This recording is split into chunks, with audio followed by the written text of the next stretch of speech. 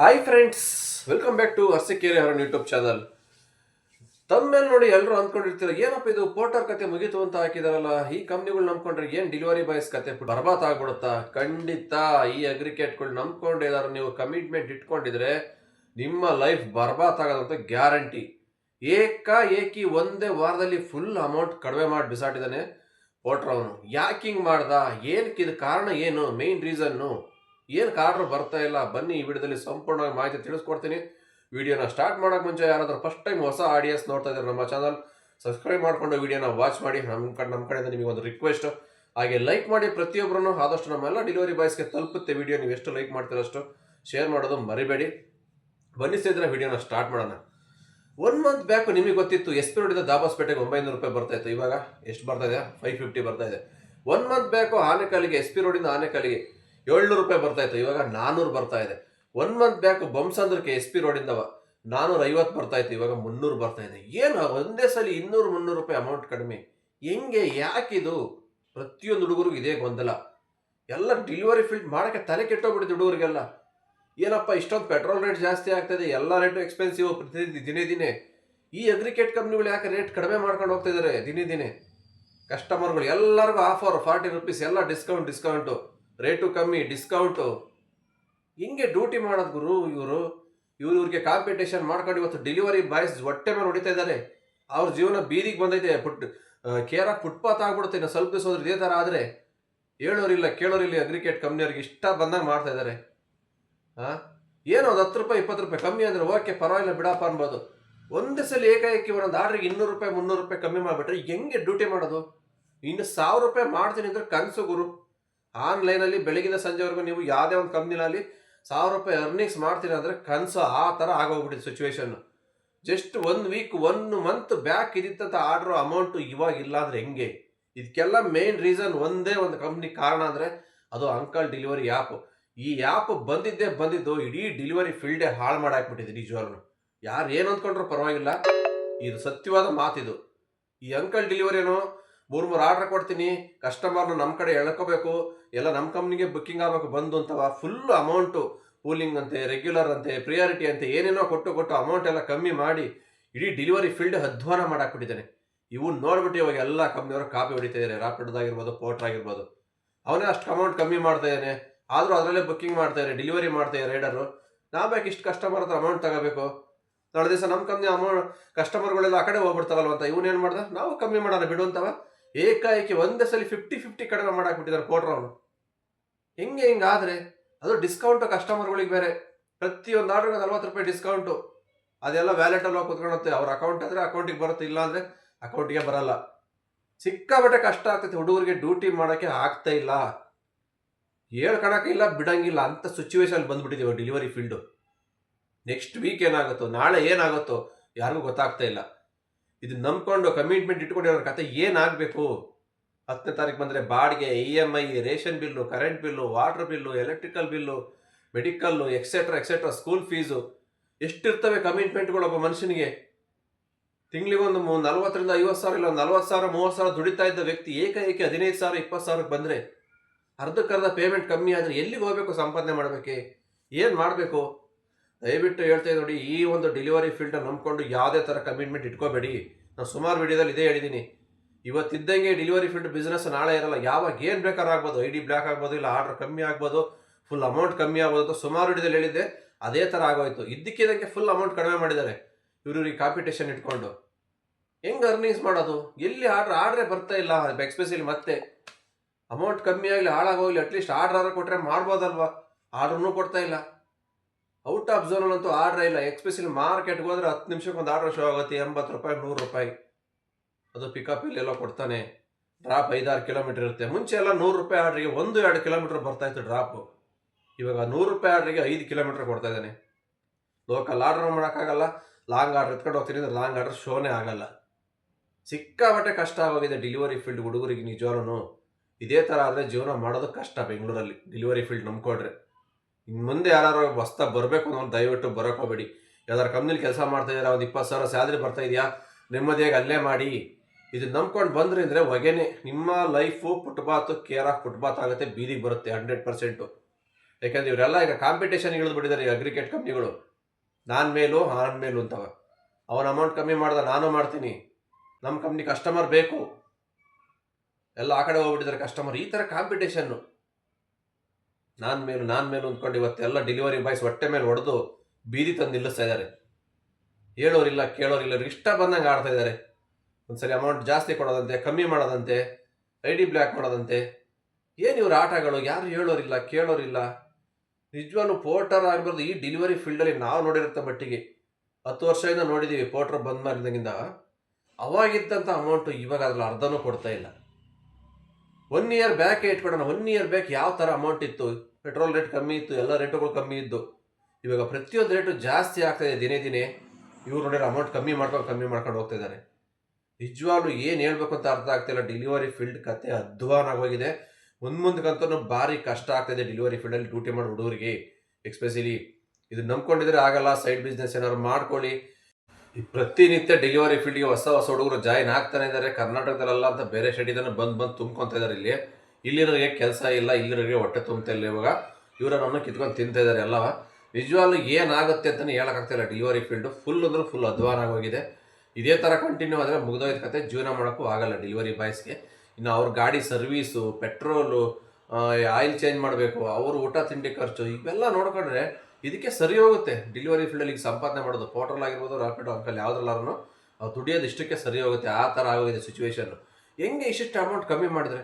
Long ಆರ್ಡ್ರ್ಗಳಿಗೆ ಒಂದೊಂದು ಆರ್ಡ್ರಿಗೆ 200-300 ರೂಪಾಯಿ ಕಮ್ಮಿ ಮಾಡಿಬಿಟ್ರೆ ಎಲ್ಲಿಗೆ ಹೋಗ್ಬೇಕು ಸಂಪಾದನೆ ಮಾಡೋಕ್ಕೆ? ಮತ್ತೆ ಖಾಲಿ ಬರಬೇಕು. ಔಟ್ ಆಫ್ ಝೋನ್ಗೆ ಹೋದ್ರೂ ರಿಟರ್ನ್ ಆರ್ಡ್ರ್ ಕೊಡ್ತಾನ, ಹೋಗ್ಲಿ ತಗೊಂಡು ಹೋಗೋಣ ಬಿಡಪ್ಪ 500 ರೂಪಾಯಿಗೆ ದಾಬಾಸ್ಪೇಟೆಗೆ ಅನ್ಬೋದು. ರಿಟರ್ನ್ ಆರ್ಡ್ರ್ ಕೊಡ್ತಾನಿಲ್ಲ, ಮತ್ತೆ 100-150 ರೂಪಾಯಿ ಪೆಟ್ರೋಲ್ ಖರ್ಚಿಕೊಂಡು ವಾಪಸ್ ಬರಬೇಕು.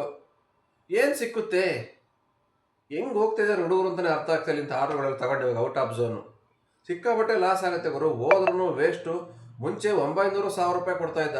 ಅಂಥ ಆರ್ಡ್ರ್ಗಳಿಗೆ ಹೋದ್ರೆ ಖಾಲಿ ಬರಬೇಕಲ್ಲಪ್ಪ ಅಂತ ಬೇಜಾರು ಮಾಡ್ಕೊಂಡು ಹುಡುಗರು ಈಗ 500-550 ರೂಪಾಯಿಗೆ ದಾಬಾಸ್ಪೇಟೆಗೆ ಹೋಗ್ಬೇಕಂದ್ರೆ SP ರೋಡಿಂದ ಹೆಂಗೆ ಹೋಗ್ತಾರೆ? ಯಾವ ಲೆಕ್ಕಾಚಾರ ವರ್ಕೌಟ್ ಆಗ್ತಾ ಇದೆ?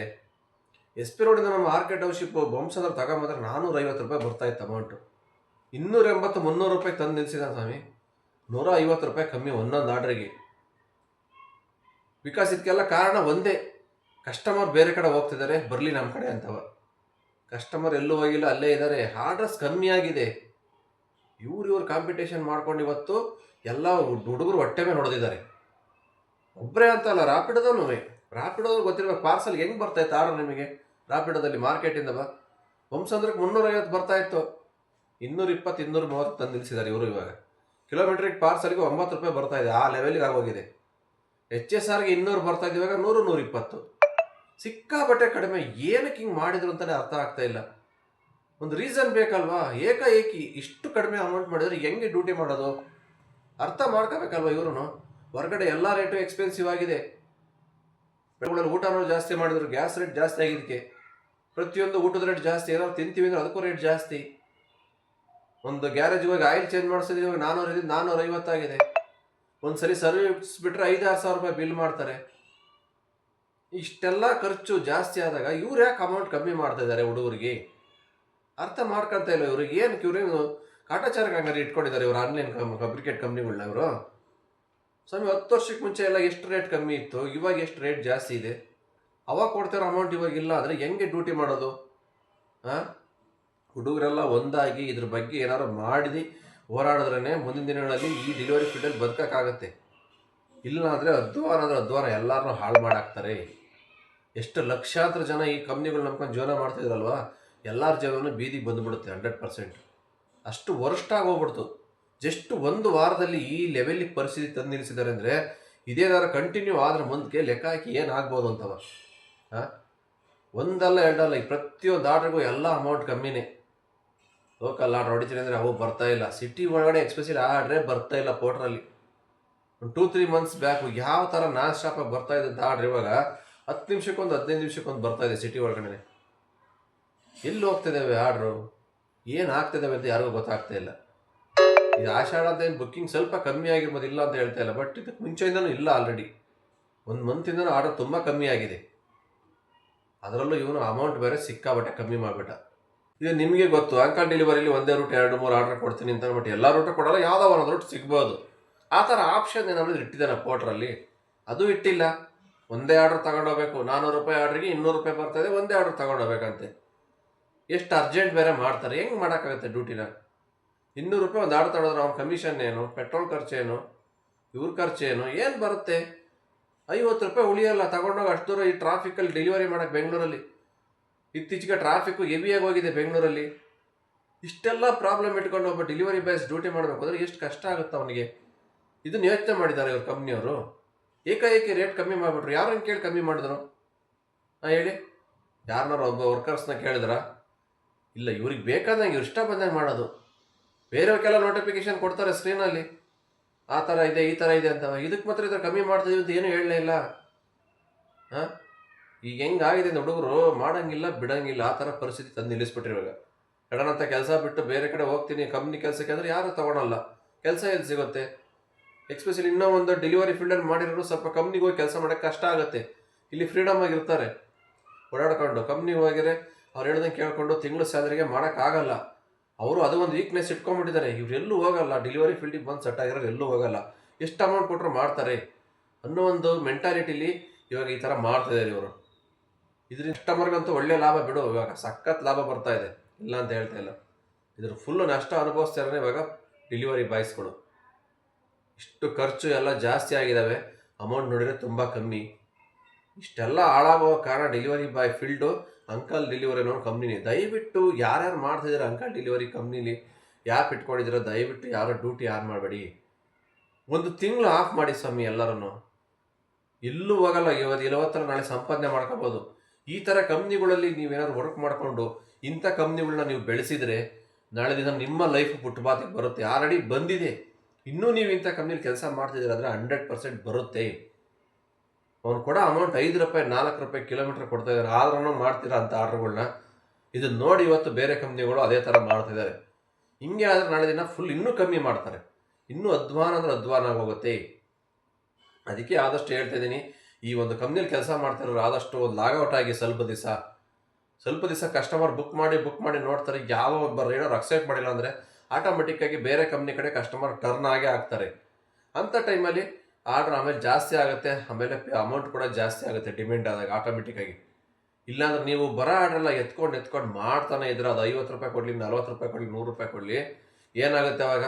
ಹೆಂಗಿದ್ರೆ ಮಾಡ್ತಾರೆ ಬಿಡು, ಎಷ್ಟು ಕೊಟ್ರು ಅಂತ ಅವನೇನು ಮಾಡ್ತಾನೆ, ಅಷ್ಟೇ ಇನ್ನೂ ಕಮ್ಮಿ ಮಾಡ್ಕೊಂಡು ಹೋಗ್ತಾ ಇರ್ತಾನೆ ಅಮೌಂಟು, ಜಾಸ್ತಿ ಅಂತೂ ಮಾಡಲ್ಲ. ಅಟ್ಲೀಸ್ಟ್ ಸ್ವಲ್ಪ ದಿನ ಆರ್ಡ್ರ್ಗಳು ಹೋಲ್ಡ್ ಆಗಿ ಕ್ಯಾನ್ಸಲೇಷನ್ ಆದಾಗ ಕಸ್ಟಮರ್ ಬುಕ್ ಮಾಡಿದ್ರೆ ಕಮ್ಮಿ ಆಗ್ತಾರೆ. ಇಲ್ಲಾಂದ್ರೆ ತುಂಬ ಕಷ್ಟ. ನಿಜವಾಗ್ಲೂ ಹೇಳ್ತಾಯಿದ್ದೀನಿ, ಈಗಲೇ ಎಚ್ಚೆತ್ಕೊಂಡ್ರೆ ಮಾತ್ರ ಡೆಲಿವರಿ ಬಾಯ್ಸ್ಗಳು ಏನಾದ್ರು ಮುಂದೆ ಮಾಡೋಕ್ಕಾಗುತ್ತೆ. ಇಲ್ಲ ಅಂದರೆ ನಿಜವಾಗ್ಲೂ ಡೆಲಿವರಿ ಫೀಲ್ಡಲ್ಲೂ ಮಾಡೋಕ್ಕಾಗಲ್ಲ, ಬೇರೆ ಕೆಲಸನೂ ಮಾಡೋಕ್ಕಾಗಲ್ಲ. ಆ ಥರ ಸಿಚುವೇಶನಿಗೆ ತಂದು ನಿಲ್ಲಿಸ್ತಾರೆ ಈ ಕಂಪ್ನಿಯವರು. ಬರೆದಿಟ್ಕೊಳ್ಳಿ, ಇಷ್ಟು ಲಕ್ಷಾಂತರ ಜನ ಕೆಲಸ ಮಾಡ್ತಾಯಿದ್ದೀರ, ತುಂಬ ಕಷ್ಟ ಆಗುತ್ತೆ ಮುಂದಿನ ಫ್ಯೂಚರು. ಇದನ್ನು ನಂಬ್ಕೊಂಡು ಇನ್ಮೇಲೆ ಯಾವ ಕಮಿಟ್ಮೆಂಟು ಇಟ್ಕೋಬೇಡಿ. ನಮ್ಗೆ ಅರ್ಕೊಡ್ತಿ ಹೇಳ್ತಾ ಇದ್ದೀನಿ ನೋಡಿ, ಡೆಲಿವರಿ ಫೀಲ್ಡ್ ನಂಬ್ಕೊಂಡು ಇನ್ನು ಯಾವ ಕಮಿಟ್ಮೆಂಟ್ ಇಟ್ಕೋಬೇಡಿ, ಏನೂ ಮಾಡಬೇಡಿ. ನಿಮ್ದಾಯ್ತು, ನಿಮ್ಮ ಫ್ಯಾಮಿಲಿ ಆಯಿತು, ಜೀವನ ಮಾಡೋಕ್ಕೆ ಎಷ್ಟಿದೆ ಅಷ್ಟೇ ನೋಡ್ಕೊಳ್ಳಿ. ಅಷ್ಟೇ ಆಗೋದಿಲ್ಲ, ಜೀವನ ಮಾಡೋದು ಕಷ್ಟ ಆಗುತ್ತೆ ಇವ್ರು ನಂಬ್ಕೊಂಡ್ರೆ. ಆಲ್ಟರ್ನೇಟ್ ವ್ಯವಸ್ಥೆ ಏನಾದ್ರು ನೋಡ್ಕೋಬೇಕಾಗತ್ತೆ. ಅದು ಏಕಾಏಕಿ ಈ ಥರ ಅಮೌಂಟ್ ಕಮ್ಮಿ ಮಾಡಿದರೆ ಮತ್ತು ಇನ್ನು ಹೆಂಗೆ ಡ್ಯೂಟಿ ಮಾಡೋದು? ಯಾರು ಎಕ್ಸ್ಪೆಕ್ಟೇ ಮಾಡಿಲ್ಲ ಇಷ್ಟೊಂದು ಪೋರ್ಟ್ರಲ್ಲಿ ಅಮೌಂಟ್ ಕಡಿಮೆ ಆಗುತ್ತೆ ಒಂದೇ ಸಲ ಅಂತಾನೆ. ಇದಕ್ಕಿದಂಗೆ ಎಲ್ರಿಗೂ ಶಾಕ್ ಬರ್ತಾರೆ ಅಮೌಂಟ್ ನೋಡಿದೆ. SP ರೋಡಿಂದ ಬಸ್ಸೂರಿಗೆ ನಮ್ಮ ಫ್ರೆಂಡಿಗೆ ಬಂದಿದೆ 400 ರೂಪಾಯಿ, 700 ರೂಪಾಯಿ ಬರ್ತಾಯಿದ್ದಂಥ ಆರ್ಡ್ರು 400 ರೂಪೀಸ್ ಬಂದುಬಿಡುತ್ತೆ ಒಂದೇ ಸಲ. ಎತ್ಕೊಂಡು ಕ್ಯಾನ್ಸಲ್ ಮಾಡಿದ್ದಾನೆ ಹೊಸೂರು ಸಿಟಿಗಂತೆ. ಹೆಂಗೆ ಹೋಗೋಕ್ಕಾಗತ್ತೆ 400 ರೂಪಾಯಿಗೆ? 40 ಕಿಲೋಮೀಟ್ರ್ ಆಗುತ್ತೆ. ಅವ್ನು ಕಮಿಷನ್ ಹೋದ್ರೆ ಎಷ್ಟು ಉಳಿಯುತ್ತೆ? 375 ಕಿಲೋಮೀಟ್ರಿಗೆ 9 ರೂಪಾಯಿ. ರಿಟರ್ನ್ ಖಾಲಿ ಬರಬೇಕು, ಮತ್ತು ಮನೆ ಕಡೆಗೆ ವಾಪಸ್ ಒಂದು 20 ಕಿಲೋಮೀಟ್ರು. ಈ ಥರ ಆರ್ಡ್ರ್ಗಳು ತೊಗೊಂಡೋಗಿ ಡ್ಯೂಟಿ ಮಾಡೋಕ್ಕೆ ಇನ್ನು ಮುಂದೆ ಆಗೋದೇ ಇಲ್ಲ ಯಾವುದೇ ಕಾರಣಕ್ಕೂ. ಯಾವ ಇಂಟೆನ್ಷನ್ ಇಟ್ಕೊಂಡು ಇವ್ರು ಹಿಂಗೆ ಮಾಡ್ತಾಯಿದ್ದಾರೆ ಅಂತಲೂ ಗೊತ್ತಿಲ್ಲ. ಹುಡುಗರಂತೂ ಬುದ್ಧಿ ಕಲಿತು ಎಚ್ಚೆತ್ಕೊಳ್ಳೇಬೇಕು, ಇಲ್ಲಾಂದ್ರೆ ತುಂಬ ಕಷ್ಟ ಮುಂದಿನ ಜೀವನ. ಯೋಚನೆ ಮಾಡಿ, ಇವಾಗ ನಿಮಗೂ ಗೊತ್ತು, ಬೆಂಗಳೂರು ತುಂಬ ಓಡಾಡ್ಕೊಂಡು ಡ್ಯೂಟಿ ಮಾಡ್ತಾಯಿದ್ದೀರಾ, ಎಲ್ಲೂ ಆರ್ಡ್ರ್ ಬರ್ತಾಯಿಲ್ಲ. 50-60 ರೂಪಾಯಿನೂ ಕೂಡ ಬಿಡ್ತಾಯಿಲ್ಲ, ಬರೋ ಅವನ್ನು ಹೊಡಿಬೇಕು. ಆ ಥರ ಸಿಚುವೇಶನಿಗೆ ಬಂದು ನಿಲ್ಲಿಸ್ಬಿಟ್ಟಿದ್ದಾರೆ ಇವರು. 50-60 ರೂಪಾಯಿ ಆರ್ಡ್ರನ್ನೂ ಬಿಡೋಕ್ಕಾಗ್ತಿಲ್ಲ, ಮಾಡಲೇಬೇಕು ಎತ್ಕೊಂಡು. ಮಾರ್ಕೆಟಲ್ಲಿ 100 ರೂಪಾಯಿ ಬಂದ್ರೂ ಇವಾಗ ಅವನ್ನೂ ಎತ್ಕೊತಾರೆ. ಯಾವ ಆರ್ಡ್ರ್ ಕ್ಯಾನ್ಸಲ್ಲೇ ಆಗ್ತಾಯಿಲ್ಲ, ಬರೋ ಆರ್ಡ್ರ್ ಎಲ್ಲ ಡೆಲಿವರಿ. ಚಿಕ್ಕಪೇಟೆಯಲ್ಲಿ ಬಂದರೂ 100 ರೂಪಾಯಿ ಅದನ್ನು ಎತ್ಕೊತಾ ಇದ್ದಾರೆ. ಅಷ್ಟು ಕಷ್ಟ ಇದೆ ಹುಡುಗರಿಗೆ ಪಾಪ ಜೀವನ ಮಾಡೋದು ಇವಾಗ. ಅಂಥದ್ರಲ್ಲಿ ಅಮೌಂಟ್ ಕಡಿಮೆ, ಏನೋ ಕಷ್ಟ ಬಿದ್ದು ಹಂಗೆ ಹಿಂಗೆ ಪೆಟ್ರೋಲ್ ತೆಗೆದು 1000 ರೂಪಾಯಿ ಆಗಲಿಂತ ಕಷ್ಟ ಬೀಳ್ತಾಯಿದ್ದಾರೆ ಹುಡುಗರು. ಇವತ್ತು ಯಾರೆಲ್ಲ ಪರ್ಸ್ನಲ್ ಲಾಡ್ ಇಟ್ಕೊಂಡು ಮಾಡ್ಕೊಂಡಿದ್ದಾರೆ ಅವರೇ ಬದುಕ್ಕೊಂಡ್ರು, ಅವರೇ ಬುದ್ಧಿವಂತರು. ಕ್ರಿಕೆಟ್ ಕಂಪ್ನಿಗಳು ನಂಬ್ಕೊಂಡು ಇದರಲ್ಲೇ ನಾವು ಕೆಲಸ ಮಾಡ್ತೀವಿ ಅಂತ ಇವತ್ತು ಮಾಡ್ತಾ ಇರೋ ಕತೆ ಫುಟ್ಪಾತಿಗೆ ತಂದು ನಿಲ್ಲಿಸಿದ್ದಾರೆ ಇವರು. ಅಂಥ ಸಿಚುವೇಶನಲ್ಲಿ ತಂದಿದ್ದಾರೆ. ನಾನು ಎಷ್ಟೋ ದಿನ ಹೇಳ್ತಾ ಇದ್ದೆ, ಆದಷ್ಟು ಪರ್ಸ್ನಲ್ಗಳು ಮಾಡ್ಕೊಳ್ಳಿ ಆರ್ಡ್ರು. ಯಾವತ್ತಲ್ಲಿ ಈ ಕಂಪ್ನಿಗಳು ನಂಬ್ಕೊಂಡು ಜೀವನ ಮಾಡೋಕ್ಕಾಗಲ್ಲ. ಯಾವ ಟೈಮಲ್ಲಿ ಹೆಂಗೆ ಬೇಕಾದ್ರೂ ಉಲ್ಟಾ ಹೊಡಿಬೋದು ಇವರು ಅಂತ ಹೇಳಿದ್ದೆ ನಾನು. ಏನೋ ಪರ್ಸ್ನಲ್ ಇರೋರಿಗೆ ಬಚಾವಾಗಿದ್ದಾರೆ ಹೊರತು ಈ ಕಂಪ್ನಿಗಳಲ್ಲೇ ನಾವು ಆನ್ಲೈನ್ ಆರ್ಡರ್ ಮಾಡ್ತಿದ್ರೆ ತುಂಬ ಕಷ್ಟ ಆಗಲ್ಲ. ಇನ್ನು ಮುಂದಕ್ಕೆ ಏನಾಗುತ್ತೆ ಅಂತ ಗೊತ್ತಿಲ್ಲ, ದೇವರೇ ಕಾಪಾಡಬೇಕು. ಅಷ್ಟು ವರ್ಸ್ಟ್ ಆಗೋಗಿದೆ ಡೆಲಿವರಿ ಫೀಲ್ಡು. ಮತ್ತೆ ಪಿಕಪ್ ಆಗುತ್ತೋ ಇಲ್ವೋ ನಮಗಂತೂ ಗೊತ್ತಿಲ್ಲ. ಆರ್ಡ್ರ್ ತುಂಬ ಕಮ್ಮಿ ಇದ್ದಾವೆ. ಪಿಕಪ್ ಆಗಬೇಕಂದ್ರೆ ಒಂದು ಒಂದು ಕಂಪ್ನಿ ಹೇಳಿದ್ನಲ್ಲ, ಕಂಪ್ನಿ ಕ್ಲೋಸ್ ಆಗಬೇಕು, ಮಳೆಗಾಲ ಸ್ಟಾರ್ಟ್ ಆಗಬೇಕು, ಚೆನ್ನಾಗಿ ಮಳೆ ಬೀಳಬೇಕು ಬೆಂಗಳೂರಲ್ಲಿ. ಆನಂತರ ಆರ್ಡ್ರ್ಗಳು ಡಿಮ್ಯಾಂಡ್ ಜಾಸ್ತಿ ಆಗುತ್ತೆ. ಡಿಮ್ಯಾಂಡ್ ಜಾಸ್ತಿ ಆದಾಗ ರೈಡರ್ ಸಿಗದೇ ಇದ್ದಾಗ ಆಟೋಮೆಟಿಕ್ಕಾಗಿ ಅಮೌಂಟ್ ಇನ್ಕ್ರೀಸ್ ಆಗುತ್ತೆ. ಇಲ್ಲ ಅಂದರೆ ಇದೇ ಥರ ಸಿಚುವೇಶನ್ ಕಂಟಿನ್ಯೂ ಆದರೆ ಗ್ಯಾರಂಟಿನ ಅಮೌಂಟ್ ಅಂತೂ ಫುಲ್ ಕಡಿಮೆ, ಇನ್ನೂ ಹೋಗ್ತಾ ಕಮ್ಮಿ ಮಾಡ್ತಾನೆ. ಅವ್ನು ಕಮ್ಮಿ ಮಾಡಿದ್ರೆ ಇವನು ಕಮ್ಮಿ ಮಾಡ್ತಾನೆ. ಯಾರಪ್ಪಂದೇನು ಹೋಗ್ಬೇಕಾಯ್ತು? ಅವ್ರಿಗೆ ಕೈಯಿಂದ ಕೊಡಲ್ವಲ್ಲ. ಕಸ್ಟಮರ್ ಅಂತ ತಗೊತಾರೆ, ಕೊಡ್ತಾರೆ, ಅವ್ರು ತಗೊಳ್ಳೋ ಕಮಿಷನ್ ತಗೊತಾರೆ. ಉಳ್ಕೊಳ್ಳೋದು ನಮಗೆ ನಾಯಿಗೆ ಬಿಸ್ಕೆಟ್ ಹಾಕ್ದಂಗೆ ಬಿಸಾಡ್ತಾರೆ. ನಿಮಗೆ ಅಷ್ಟೇ, ಬಂದಷ್ಟು ತಗೊಂಡ್ರೆ ಬಿಟ್ರೆ ಅಂತಾರೆ. ಈ ಥರ ಸಿಚುವೇಶನ್ ಆಗೋಯ್ತು ಇವಾಗ. ಏನೂ ಮಾಡೋಕ್ಕಾಗಲ್ಲ, ಮಾತಾಡೋಂಗಿಲ್ಲ, ಬಿಡೋಂಗಿಲ್ಲ. ಸ್ಟ್ರೈಕ್ ಮಾಡಿದ್ರೂ ಯೂಸ್ ಇಲ್ಲ. ಇಲ್ಲಿ ಏನು ಮಾಡಬೇಕು ಅಂತ ನೀವೇ ಯೋಚನೆ ಮಾಡಬೇಕು ಹುಡುಗರು, ಅಷ್ಟೇ. ಬುದ್ಧಿ ಕಲಿತು ನೀವೇನೇ ಈ ಬುದ್ಧಿನ ಯೂಸ್ ಮಾಡಿ ಡ್ಯೂಟಿ ಮಾಡಿದ್ರೆ ಮುಂದಿನ ದಿನಗಳಲ್ಲಿ ಬದುಕೊಂತೀರ. ಇಲ್ಲ ಅಂದರೆ ಅವ್ರು ಕೊಡೋ ಆರ್ಡ್ರೆಲ್ಲ ಎತ್ಕೊಂಡು ಮಾಡ್ತಾಯಿದ್ರೆ ನಿಮ್ದು ಏನೇನು ದುಡ್ಡು ಉಳಿಯಲ್ಲ. ಬರೋದೆಲ್ಲ ಅಲ್ಲಿಗೆ ಮೇಂಟೆನೆನ್ಸ್ಗೆ ಸರಿ ಹೋಗ್ಬಿಡುತ್ತೆ. ಏನೋ ಹೇಳಿದ್ದೀನಿ, ನನಗೆ ಗೊತ್ತಿರೋದು, ನನಗೆ ತಿಳಿದಿರೋ ಅಷ್ಟು ಹೇಳಿದ್ದೀನಿ. ಏನೇನು ಪ್ರಾಬ್ಲಮ್ ಆಗ್ತೈತೆ, ಮುಂದೆ ಏನಾಗುತ್ತೆ ಅಂತ ಅಷ್ಟು ಎಕ್ಸ್ಪೆಕ್ಟೇಷನ್ ಇಟ್ಕೊಂಡು ಹೇಳಿದ್ದೀವಿ. ಇದ್ರ ಮೇಲೆ ನಿಮ್ಮ ಇಷ್ಟ, ಏನೇನು ಮಾಡ್ತೀರಾ, ಏನು ಬಿಡ್ತೀರಾ, ಕಮೆಂಟ್ ಬಾಕ್ಸಲ್ಲಿ ತಿಳಿಸಿ, ತಪ್ಪದೆ ನಾವು ಕೂಡ ನೋಡ್ತೀವಿ ನಿಮ್ಮ ಒಪಿನಿಯನ್ ಏನಂತವ. ಇಷ್ಟು ಹೇಳ್ತಾ ಈ ವಿಡಿಯೋ ಇಲ್ಲಿಗೆ ಮುಗಿಸ್ತಾ ಇದ್ದೀನಿ. ಮತ್ತೆ ಸಿಗ್ತೀನಿ ಮುಂದಿನ ವಿಡಿಯೋದಲ್ಲಿ. ಅಲ್ಲಿವರೆಗೂ take care, bye bye, have a nice day. ಜೈ ಹಿಂದ್, ಜೈ ಕರ್ನಾಟಕ ಮಾತೆ.